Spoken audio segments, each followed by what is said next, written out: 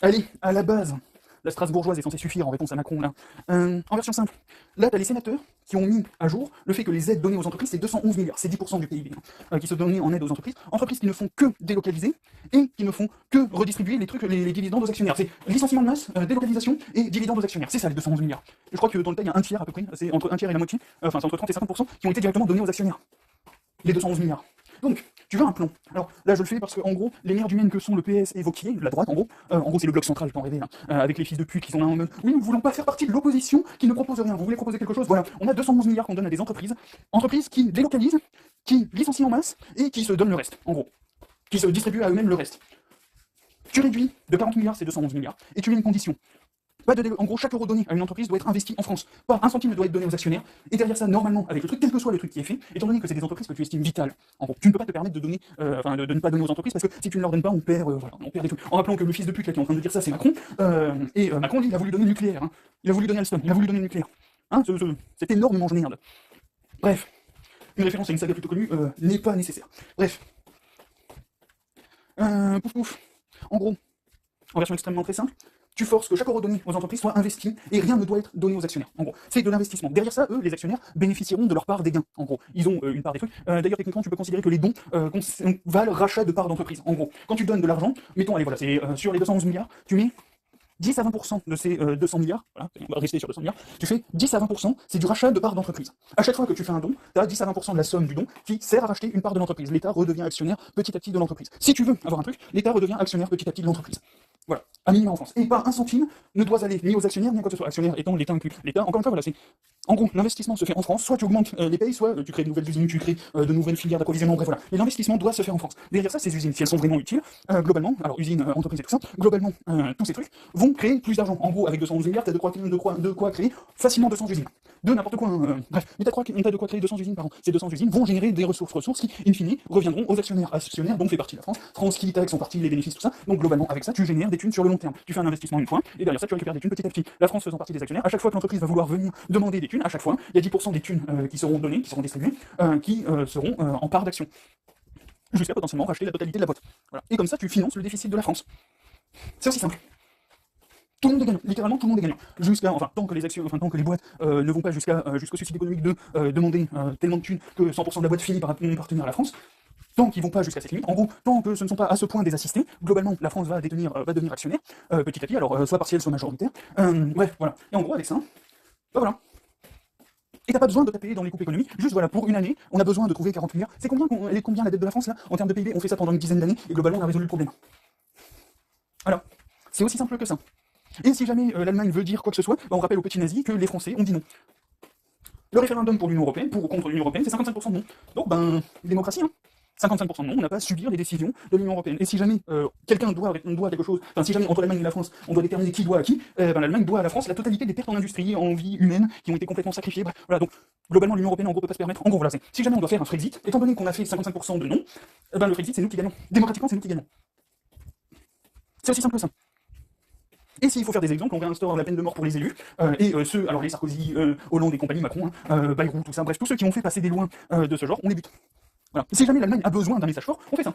Tant pis, hein, voilà. Ok, voilà, tous ceux qui te servaient à négocier, à t'appuyer, ok, voilà, on vient de les buter. Maintenant, qu'est-ce que tu veux faire? Et ils pensent même pas à sortir le moindre tank en direction de nous, on a des têtes nucléaires qui vont raser chacune de tes industries. Et derrière ça, on a largement assez mis ici pour raser le moindre tank que tu essaieras d'envoyer. Oui, la France c'est de la merde, en termes, on a besoin de relancer le truc, mais c'est pas suffisamment de la merde pour qu'un petit pays comme l'Allemagne, en gros c'est de la merde à échelle Chine, États-Unis, Russie. En termes de qualité militaire, on est largement devant. Quel que soit russe, tout ça, en termes de capacité opérationnelle, on est largement devant. C'est juste qu'on est 10 fois moins développé qu'eux. Voilà, on a une industrie au moins 10 fois moins développée qu'eux. Donc du coup, après c'est la taille du pays qui joue aussi, bref.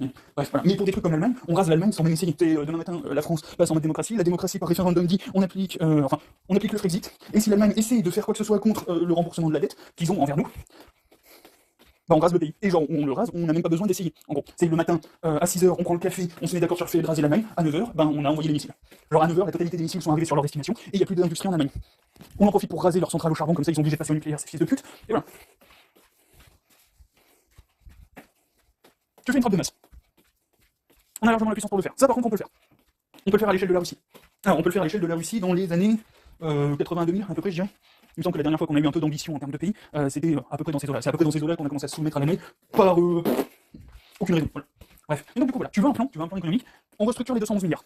Pour une fois, là, t'as besoin de 40 milliards, t'as besoin de trouver 40 milliards, on passe à 170 milliards. Au lieu d'être à 211, on fait 170. Et sur ces 170, 10 à 20%, je préconise 20%, mais allez, on va dire gentiment pour pas trop faire peur aux industries, enfin aux grands patrons, 10% minimum de ce truc sert à racheter des parts de l'entreprise. 10%, ça fait 17 milliards qui permettent d'acquérir des parts d'entreprise. C'est pas grand chose, hein. Enfin, à truc comme LVMH, c'est pas énorme. LVMH, Dassault et compagnie, voilà. Pour Carrefour, c'est peut-être un petit peu plus problématique, mais bon, on s'en fout. Ouais. Bref, on fait ça. Pas un euro ne sort du territoire, pas un euro est utilisé sur autre chose que le développement de l'industrie ou le confort des employés. Et donc, du coup, on va mettre d'accord les actionnaires, on va tout mettre dans l'industrie, et voilà. Derrière ça, on récupère les profits petit à petit. Les actionnaires, ils sont contents, ils ont, allez, on va admettre, allez, même si c'est 1% de gain, les actionnaires se font 1,7 milliard chaque année. En plus, avec le truc. Donc oui, c'est pas les 211 instants, alors c'est pas 30% des 211 instantanément, mais le truc c'est définitif, c'est pas 211 une fois, c'est 1,7 chaque année. Et encore, c'est sans compter le fait que normalement il y a une croissance qui est censée venir derrière ça. Bref, bon voilà. Et globalement, bah voilà. Si tu veux faire le truc, tu le fais comme ça. Et derrière ça, nous on récupère des thunes, c'est-à-dire que pour une fois on donne un petit peu moins. À chaque fois, les dons, voilà, c'est la règle est définitive, hein, la règle est définitive si tu veux emprunter à l'État français, parce que voilà, la règle c'est ça. Chaque euro qui vient de la Banque de France est utilisé en France. Pour ces prêts-là, chaque euro qui vient de la Banque de France, qui est créé par la Banque de France, est utilisé en France. Règle simple, voilà, c'est extrêmement basique. Et globalement, pour mettre tout le monde d'accord, on met tout dans l'industrie, dans le développement industriel, et voilà. Extrêmement rapidement, on va résoudre le truc. Interdiction de délocaliser, interdiction de, voilà, c'est... Tu mets une condition, voilà, c'est une clause, allez, 5 à 10 ans, interdiction de délocaliser, interdiction de faire quoi que ce soit, et en condition, si tu délocalises, les entreprises réappartiennent, enfin tout le personnel, tout ça, passe directement sous la coupe de l'État.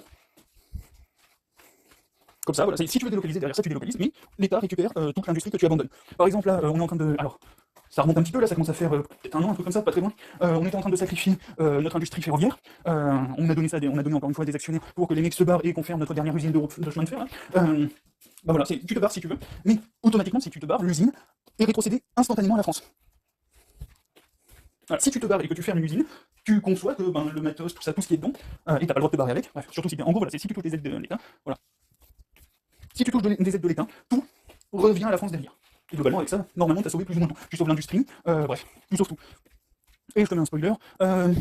De la même façon que t'as pas envie de taper sur les pauvres, en gros, je vais te donner un exemple, faire des années blanches, c'est réduire le pouvoir d'achat de la population, et si t'as envie de taper sur la population pour récupérer des thunes, c'est parce qu'on est extrêmement nombreux. On est beaucoup plus nombreux que quelques milliers de fils de pute, qui vont délocaliser et faire des bénéfices sur les dividendes, bref. On est beaucoup plus nombreux et c'est nous qui alimentons quotidiennement par nos achats avec la TVA, tout ça, c'est nous qui alimentons toutes les entreprises en France. C'est nous qui générons le PIB français. C'est les travailleurs, c'est les consommateurs, c'est tout ça. Et donc du coup, vouloir taper et faire une année blanche, c'est réduire le pouvoir d'achat de tout le monde. Réduire le pouvoir d'achat, c'est réduire les entrées de l'État. Et donc du coup, tu veux pas faire ça, globalement. À aucun moment tu veux faire ça. Bref. Je vais pas aller beaucoup plus loin que ça, mais globalement voilà, si tu veux trouver 40 milliards, tu passes de 210 à 170, et tu mets les conditions. Si tu veux stabiliser, si tu veux pérenniser les entrées d'argent, tu fais ce que je dis, 10 à 20% de l'investissement sert à acheter des actions. Donc voilà, t'as 1 milliard, t'as une entreprise qui vient te demander un prêt, tu lui donnes 1 milliard, t'as entre 100 et 200 millions d'actions qui sont achetées à l'entreprise. Voilà, et derrière ça, tout le reste doit être utilisé en France. Et tu mets en supplément, s'il y a des localisations, tout ce qui était en France, tout ce que tu arrêtes, tout ce que tu abandonnes en France, est rétrocédé à la France. De façon automatique. Ça veut dire que, par exemple, s'il y a des entreprises étrangères, là je peux penser au GAFAM, tout ça, qui auraient des serveurs genre Amazon en France, si jamais ils décident de délocaliser parce qu'on leur tape un peu trop sur le système, on récupère les serveurs instantanément. Voilà. On récupère tout le matos qui est dedans, on récupère tous les employés qui vont avec et on récupère toutes les compétences. Et c'est une session complète. Si tu délocalises, tu cèdes complètement tes droits. Tu estimes que tu n'as pas assez de gains, mais nous, on va pas lâcher nos employés. On va pas lâcher un savoir-faire local. On va pas mettre des gens au chômage parce que toi, tu veux te barrer. Donc du coup, voilà, tu te barres si tu veux, mais en te barrant, tu cèdes tous les droits que tu as sur le matériel local. Et tu mets une période de rétroactivité de 5 à 10 ans. Alors voilà, c'est si le mec se barre, mais dans les 6 mois avant de se barrer, genre le mec décide de délocaliser, mais 6 mois avant de délocaliser, il commence à vider tout le matos du coin pour pouvoir le délocaliser dans le même temps, tu mets une clause comme quoi l'usine doit être maintenue au dernier état d'activité. En tout cas, au pire des cas, au dernier état d'investissement de l'État. Bref, et je te laisse regarder le fonctionnement de la science, il y a beaucoup de trucs. En gros, la science, globalement, on paye l'éducation des scientifiques, donc on paye les diplômes des scientifiques. Derrière ça, les scientifiques revoient gratuitement, alors derrière ça, les scientifiques font leurs études avec le financement de l'État, et pour vérifier la validité des études scientifiques, ce sont d'autres scientifiques, eux aussi payés par l'État, qui reproduisent les trucs pour vérifier. Donc du coup, techniquement, en termes scientifiques, si tu as une étude qui est faite avec des scientifiques français, alors des universitaires français, globalement, pas que scientifiques, bref. Si t'as une étude qui est faite avec des universitaires français, même aux États-Unis, il y a un tiers des bénéfices qui doivent revenir à la France. Parce que l'éducation a été faite en France.